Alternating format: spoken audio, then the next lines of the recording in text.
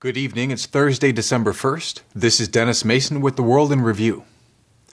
There is a grouping around the world, in different militaries, in governments, here in the United States, of which Lyndon LaRouche and LaRouche Political Action Committee are a part, who are committed to ending the prospect of a thermonuclear war. Not simply avoiding this or that confrontation between one or another nation, but as President Reagan said in proposing LaRouche's Strategic Defense Initiative, the goal is to render these weapons impotent and obsolete.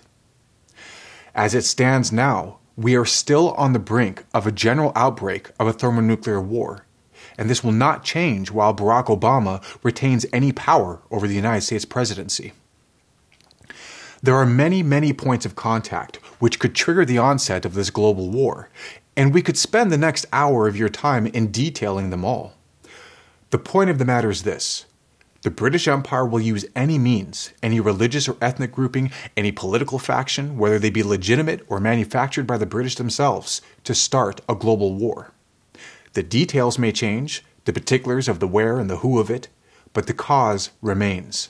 Until that cause, the British Empire, is addressed and delivered a decisive defeat, this danger of a thermonuclear war remains imminent.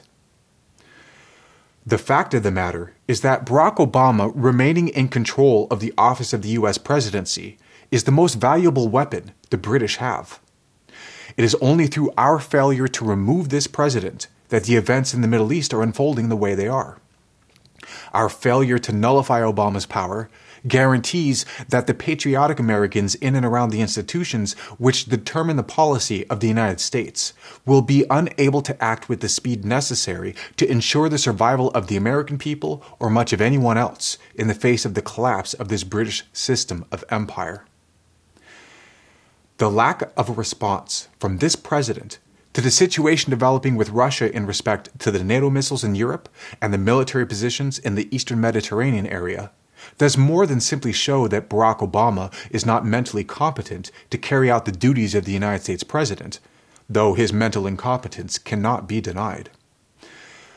President Medvedev made very clear that he is looking for dialogue with the United States on these strategic issues, and it is clear from the Russian policies of the strategic defense of the Earth, on Arctic development, and in space exploration that Russia would rather find a peaceful way to deal with the situation. What is also clear is that Russia will use every means necessary to defend Russia's interests. As long as Obama remains power over the United States presidency, the dialogue which Russia seeks with the United States will not happen. This is a danger which is on a short fuse. It's not something that may or may not happen in some distant time to be taken care of by someone else.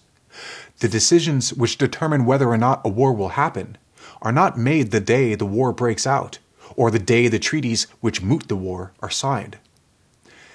As the multitude of events in the Middle East demonstrate, with Obama retaining power, war is very much underway.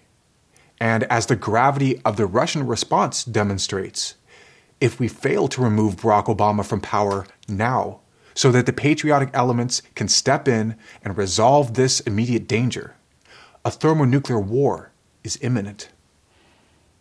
We leave you tonight with a clip from the interview with Lyndon LaRouche on The Alex Jones Show, which is available from the front page on this site. We have also featured it in our new LPAC TV on-air stream, which is still in its beta version and can be accessed from the front page of this site. This is Dennis Mason, signing off.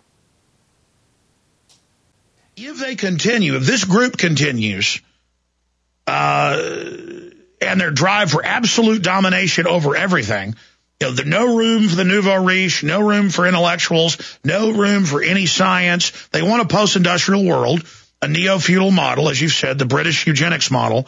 What is going to happen to our country? What are we going to see in the short and then mid and then long term? If we don't act now, we're going to find we're in a thermonuclear war. It's going to happen. If we don't act now to get this president out of office. If you don't pull this president out of office, you're going to have a thermonuclear war. Now, if we don't have him out of office, don't worry about anything. You're all going to be dead anyway. The British policy, and they said it, the British royal family, the extended family, the whole blue-blooded crowd, have said repeatedly they are now committed to the immediate objective of reducing the world's population from 7 billion people to 1 or less. That is the policy of the British monarchy. The British monarchy controls all of Europe, from the Atlantic into Central Europe, directly. They control the Euro system, totally. They control the forces that are being, including our stupid forces themselves, who are working under Obama's direction, under British direction, for a war in the Middle East. It will be a thermonuclear war, because it will not be limited to Iran. It will not be limited to Syria. It will go to the entirety of Asia.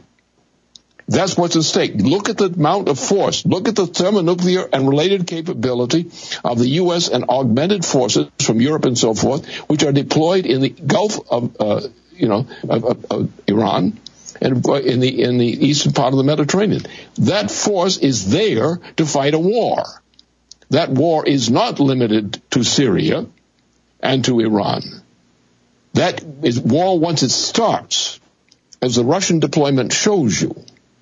That war, when it starts, will be a thermonuclear war, as the president of Russia, in certain terms, have warned the world in the past 2 days.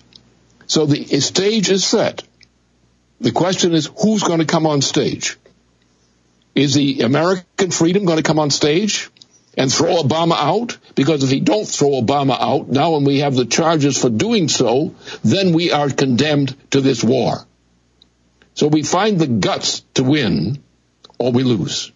And, it's not a question of what people think. A decision, when you have to make a command decision as a leader of a nation, or like the American Republic, there are times that comes that you have to make a decision on behalf of the people. Do you want what is happening to our people now? Do you think the majority of the people in this country wants what's happening to them now? Of course they don't. But they don't think they have the authority or the backing for someone to clean the mess up.